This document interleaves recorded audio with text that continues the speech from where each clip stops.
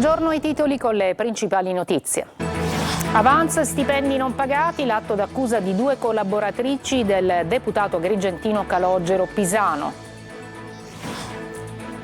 Liste d'attesa, Dazi e Carovoli, il presidente Schifani annuncia la manovrina di primavera da 50 milioni di euro.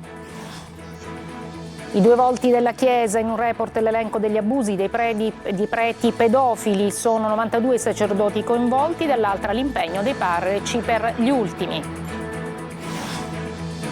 Palermo, il quartiere Sperone non ha un asilo pubblico, un'installazione denuncia il cantiere, fermo da mesi.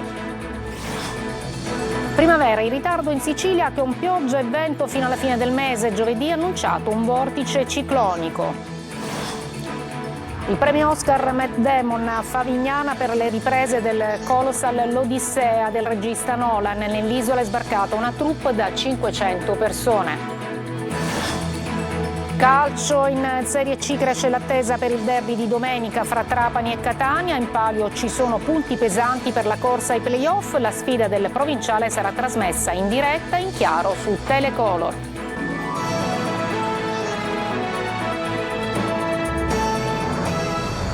Buongiorno, in apertura una notizia di cronaca. A Catania poco fa un elicottero della Guardia Costiera che era impegnato in una perlustrazione dall'alto durante l'attività di ricerca e soccorso ha avvistato il corpo senza vita di un uomo nella zona della Playa, nel golfo appunto di Catania. Si tratta del pescatore amatoriale di 44 anni disperso da ieri sera ad Ognina dopo essere scivolato in mare nella zona della Tavernetta.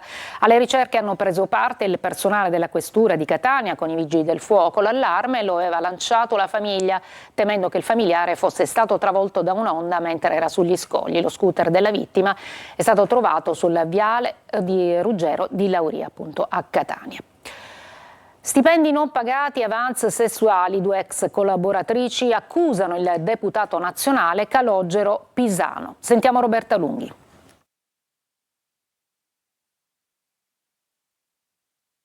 L'onorevole Calogero Pisano non mi ha pagato 12 mesi di stipendi, mi ha solo fatto un bonifico di 800 euro come consulenza artistica. Lei è Loredana Limblici, che senza remore lancia accuse pesanti nei confronti del deputato nazionale agrigentino di Noi Moderati, ma eletto nelle liste di Fratelli d'Italia, Calogero Pisano.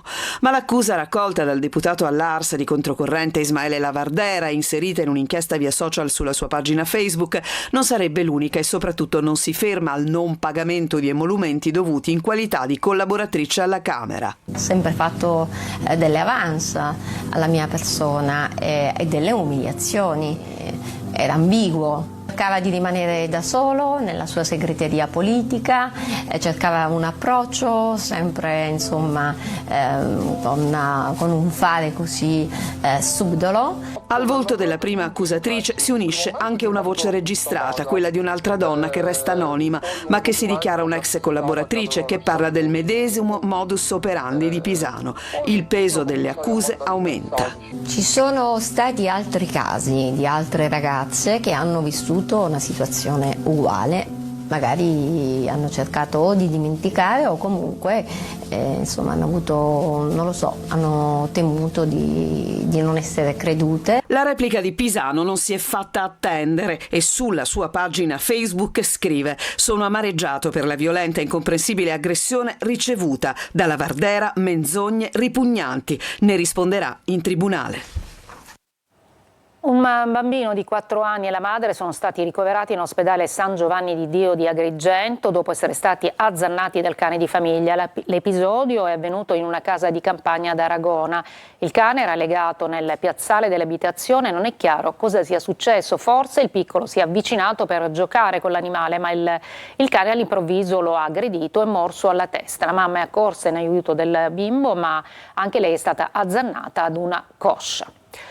Il presidente della regione Schifani annuncia una manovrina da circa 50 milioni di euro per tutelare le imprese dal pericolo dazi, per mitigare anche i disagi delle liste d'attesa in sanità e per favorire gli spostamenti dagli aeroporti minori. Luca Ciliberti.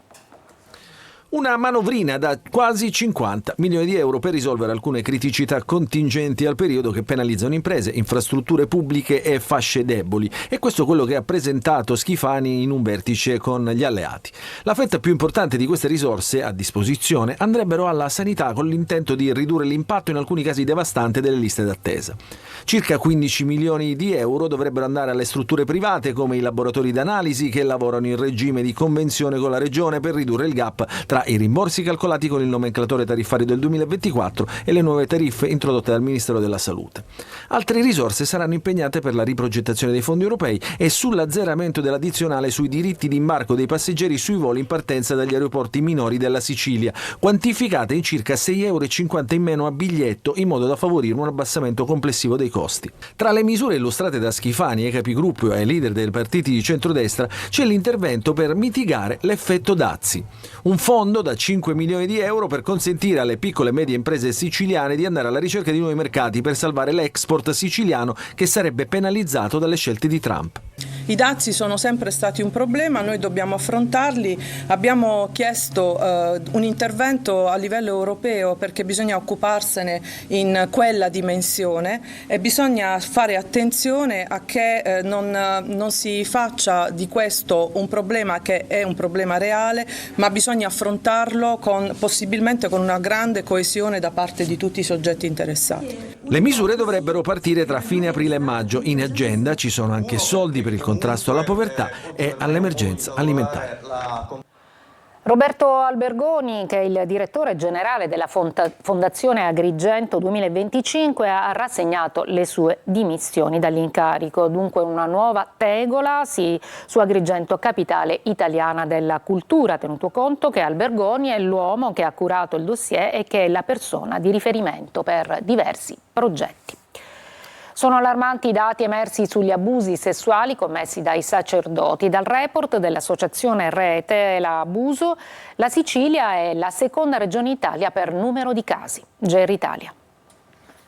Si chiama Spotlight on Italian Survivors, la piattaforma che raccoglie e rende pubblici i dati sugli abusi sessuali commessi nell'ambito della Chiesa. Un lavoro iniziato oltre 15 anni fa da Francesco Zanardi, presidente di Rete l'Abuso e lui stesso vittima di violenze da parte di un sacerdote. I numeri sono allarmanti: 92 preti coinvolti in casi di pedofilia in Sicilia, seconda solo alla Lombardia con 137 casi, ma il conteggio esclude catechisti, educatori e volontari laici. È piuttosto alto il panorama di abusi in Sicilia e comunque anche in tutta Italia. Abbiamo fatto questo report che sarà aggiornato in continuazione, cioè quindi ogni caso che uscirà verrà aggiunto. Quelli che sono stati inseriti per il momento sono in realtà i 913 che dichiara la CEI, di cui ne avevamo più di 500, ne avevamo già conoscenza. Questo report è un manifesto pubblico di denuncia. La piattaforma non registra solo cifre, ma anche storie di vittime e procedimenti giudiziari. 58 sacerdoti sospettati in Sicilia non sono mai stati indagati, mentre ad oggi si contano un prete denunciato, 7 indagati e 18 condanne definitive. Le vittime accertate sono 150, tra cui persone con disabilità psichiche. Da 2 anni la Conferenza Episcopale Siciliana ha attivato un centro d'ascolto per gli abusi, ma le denunce continuano ad emergere. Il caso di Don Giuseppe Rugolo, condannato per violenza su minori, ha dato il via a nuove segnalazioni. Per Zanardi però non basta denunciare, resta l'unica strada per fermare questi crimini. È importantissimo denunciare, ma non solo per se stessi, ma anche perché in qualche modo si mette stop a un susseguirsi di vittime. Antonio ha denunciato, altri 2 no, ma intanto le vittime sono già 3. Il quartiere Sperone di Palermo non ha un asilo pubblico, un'installazione artistica, denuncia il cantiere fermo da mesi. Marco Gullà. Il quartiere Sperone di Palermo non ha un asilo nido pubblico. I lavori del cantiere in via 27 maggio sono fermi da mesi, così improvvisamente, senza un reale motivo. E così questa mattina cittadine e cittadini dello Sperone hanno denunciato con l'installazione artistica, questa non è un'opera d'arte, la situazione di blocco dei lavori. Un asilo nido necessario per il quartiere che ha tantissimi bambini 0-3 anni che vengono sempre deprivati di opportunità. Ed è per questo che noi abbiamo pensato a questa installazione di protesta e di denuncia insieme alle nostre mamme, ai papà a persone che desiderano comunque mettere in evidenza quello che non va per lavorare e risolvere le cose. Da mesi non si hanno notizie, stop ai lavori, e lo potete anche vedere dalle immagini. Si sta creando quella che un po' tutti temono, ovvero una discarica a cielo aperto, quindi da mesi non si hanno risposte, lavori praticamente fermi, e questo è il risultato. Io conosco un sacco di mamme che non possono andare al lavoro appunto perché non sanno dove lasciare i bimbi. E se da un lato mancano servizi fondamentali come un asilo, allo Sperone non manca invece la droga. Ennesimo arresto da parte della polizia, che nella notte ha arrestato un giovane di 23 anni che smerciava cocaina, hashish e crack in qualsiasi momento della giornata, dall'alba e fino a tarda notte. Un takeaway dello stupefacente. L'arrivo della primavera è stato salutato da pioggia e vento. Il tempo instabile ci accompagnerà fino alla fine del mese. Tonino De Mano.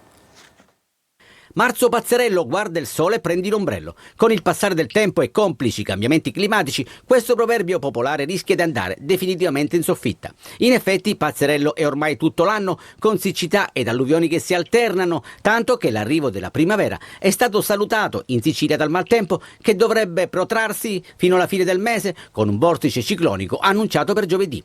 Tranquilli, il sole e anche caldo tornerà, ma sarà necessario portare un po' di pazienza. E ci sono alcuni delusi, convinti di trovare una giornata decisamente diversa. Volevo trovare il sole della Sicilia, non l'abbiamo trovato. Magari tra un'ora ci sarà. Insomma, ho visto le previsioni, fino a domani piove, quindi. Io sono venuta qua in Sicilia, sì, la prima volta cosa ho comprato?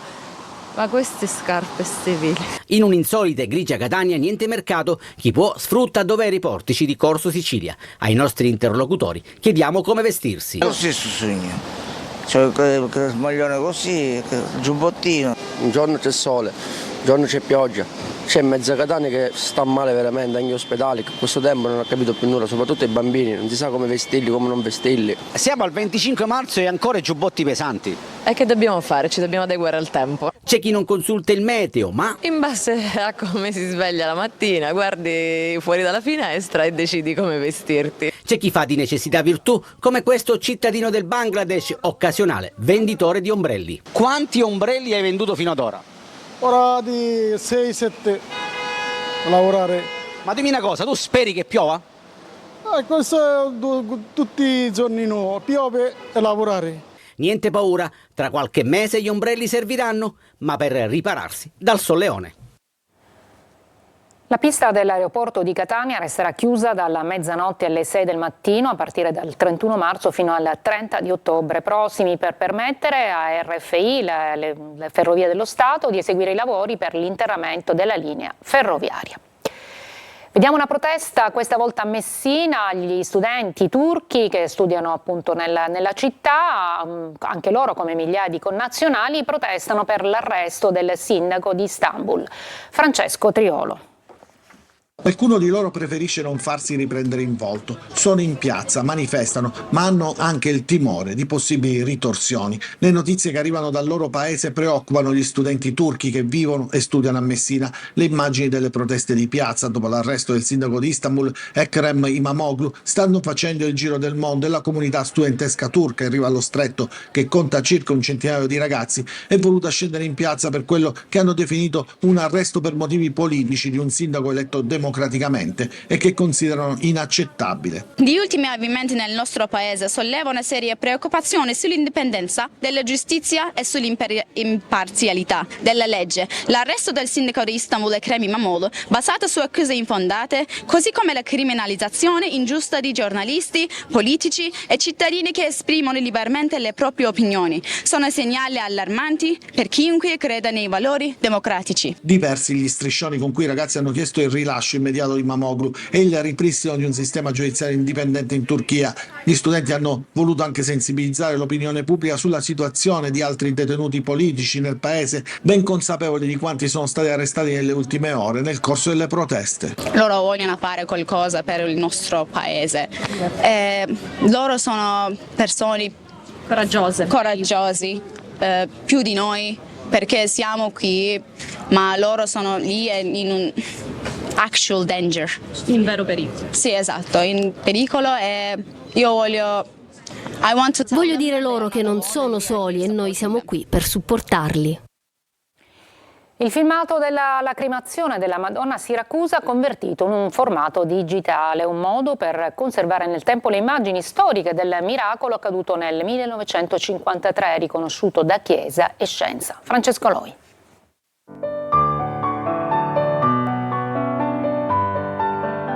La lacrimazione di Maria a Siracusa racchiusa in queste immagini. 72 anni dopo, la storica pellicola è stata convertita in digitale. È certamente un momento importante, significativo, perché ci richiama a quell'evento del 1953 che ha segnato la vita della chiesa e della città di Siracusa. Poco più di 3 minuti ripresi da Nicola Guarino, uno dei testimoni oculari che con la sua cinepresa catturò questi momenti, ormai parte della storia. Nella digitalizzazione il filmato resta fedele all'originale. Il nostro lavoro quindi è stato rendere la pellicola sicura per poter essere digitalizzata nelle migliori condizioni possibili senza alterarla minimamente, e poi abbiamo eseguito la digitalizzazione con il nostro scanner a una qualità 4K, sempre nella maniera più fluida possibile, mantenendo il film nella sua versione originale. Tutto è accaduto qui, in questa casa di Via degli Orti alla Borgata. Le lacrime che sgorgano da questo quadretto in gesso dal 29 agosto al 1 settembre. Un miracolo riconosciuto dalla Chiesa ma anche dalla scienza. E oggi questo santuario dedicato alla Madonna delle Lacrime è meta di migliaia e migliaia di pellegrini che arrivano da ogni parte del mondo. Adesso una breve pausa, poi ad Agrigento, dove è stato inaugurato uno spazio verde per la pace.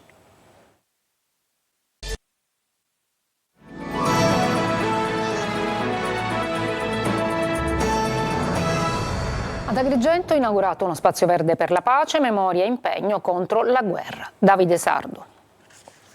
Un simbolo di speranza e un monito contro ogni conflitto. Nel cuore di Agrigento, davanti alla sede della prefettura, è stato inaugurato uno spazio verde dedicato alla pace, promosso dall'Associazione Nazionale Vittime Civili di Guerra. L'iniziativa rientra in un percorso di sensibilizzazione sulla memoria storica e sulla costruzione di un futuro senza guerre. Oggi è la dimostrazione di un senso civico che abbiamo all'interno della nostra associazione, dei soci, quindi per costruire anche per i giovani un futuro per guardare avanti. Momento particolarmente toccante è stata la testimonianza di Nicolas, oggi maggiorenne, che 12 anni fa rimase vittima dello scoppio di un ordigno inesploso della Seconda Guerra Mondiale. In un piccolo paesino del Piemonte, in Val di Susa, abbiamo trovato un oggetto che per noi sembrava un lumino da Camposanto, in realtà si è rivelato una bomba a mano dell'esercito italiano della Seconda Guerra Mondiale. Mi ha portato via la mano destra, mi ha reso completamente cieco. Alla cerimonia hanno partecipato autorità istituzionali, studenti e cittadini, tutti uniti nel ribadire l'importanza della pace e della solidarietà. Ricordiamo tutti coloro che sono stati vittime di tutte le guerre, ma soprattutto quelle che hanno interessato la nostra nazione. Quindi il valore simbolico, l'iniziativa va sicuramente collocata in questa ottica. L'area verde inaugurata sarà un luogo di riflessione ed educazione ai valori della convivenza, affinché il sacrificio delle vittime civili dei conflitti non venga dimenticato. Favignana in fibrillazione per l'inizio delle riprese del Colossal L'Odissea. Roberta Lunghi. La prima passeggiata sul molo al suo sbarco sull'isola di Favignana domenica pomeriggio. È il regista Christopher Nolan, arrivato sul luogo cullato dalle acque di Ulisse dopo le 500 persone della troupe del Colossal da $250 milioni, l'Odissea, che si gira sull'isola delle Egadi. Nel tardo pomeriggio ieri l'arrivo del cast stellare con 4 premi Oscar. In testa Matt Damon, che sarà Ulisse, Charlize Theron sarà Circe, Anne Hathaway, Penelope e poi il protagonista di Spider-Man Tom Holland nel ruolo di Telemaco.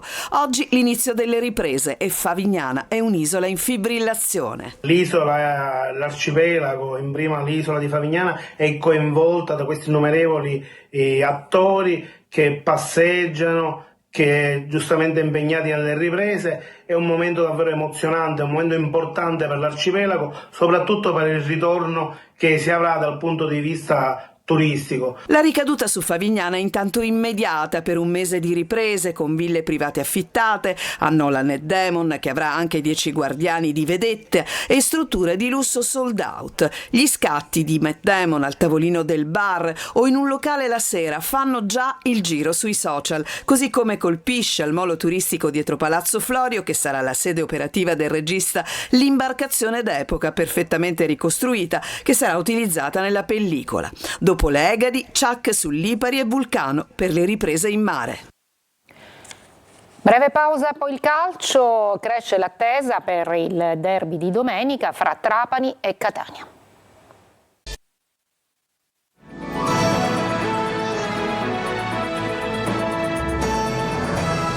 Serie C, cresce l'attesa per il derby di domenica fra Trapani e Catania, in palio punti pesanti per la corsa ai play-off. La sfida del provinciale sarà trasmessa in diretta e in chiaro su Telecolor. Francesco Triolo. Si comincia a scaldare la settimana che precede il derby tra Trapani e Catania in programma al provinciale. Partita ricca di insidie per i rossazzurri contro una formazione quella granata in cerca di riscatto dopo 5 sconfitte di fila, mentre il Catania non vuole fermare la sua corsa verso un piazzamento playoff. A Trapani inoltre c'è la gran allenatore con il presidente Antonini che ha invitato Torrente alle dimissioni, ma per il momento il tecnico è rimasto al suo posto. L'atmosfera sarà di quelle delle grandi occasioni anche per festeggiare i 120 anni che il Trapani compirà il 2 aprile con i giocatori che indosseranno una maglia esclusiva con patch celebrativa e nel prepartire i ragazzi della scuola calcio e del settore giovanile faranno una parata a bordo campo. Ancora c'è da capire se ci saranno i tifosi etnei, si va verso il divieto di vendita dei biglietti ai residenti della provincia di Catania, una decisione per la quale si attende comunque il pronunciamento degli organi preposti, legata non ai rapporti tra le due tifoserie ma al percorso che i tifosi rossazzurri seguirebbero passando da Palermo per raggiungere Trapani. Sul fronte squadra toscano deve risolvere il problema legato all'attacco, evidenziatosi ancora di più nella gara contro il Crotone. La speranza difficile è che Inglese possa recuperare in tempo oppure rimettere in sesto Montalto dopo i fastidi alla schiena che lo hanno costretto a saltare la gara di domenica scorsa. Intanto, come accaduto con la partita vinta dalla squadra di Toscana al Franco Scoglio di Messina, anche Trapani Catania sarà trasmessa in diretta esclusiva da Telecolor. Diretta stadio comincerà un'ora prima del calcio d'inizio fissato per le 15 di domenica, 4 ore di trasmissione a partire dalle 14 con la presentazione dell'incontro, le voci dei protagonisti poco prima del calcio d'inizio, il racconto live del match e un ampio post gara con le interviste in anteprima ad allenatori e giocatori. Il giudice sportivo ha fermato per un turno il difensore rossazzurro Di Gennaro e il tecnico del Catania Toscano, inibito il DS Faggiano. Stangata anche per il trapanese Liotti, che dovrà scontare 4 giornate di squalifica per aver tenuto una condotta violenta nei confronti di un avversario. Il patron Antonini ha già annunciato di voler mettere fuori rosa il laterale Granata, protagonista in negativo a Cava dei Tirreni. È tutto per questa edizione, la prossima alle 14. Grazie per l'ascolto e buona giornata.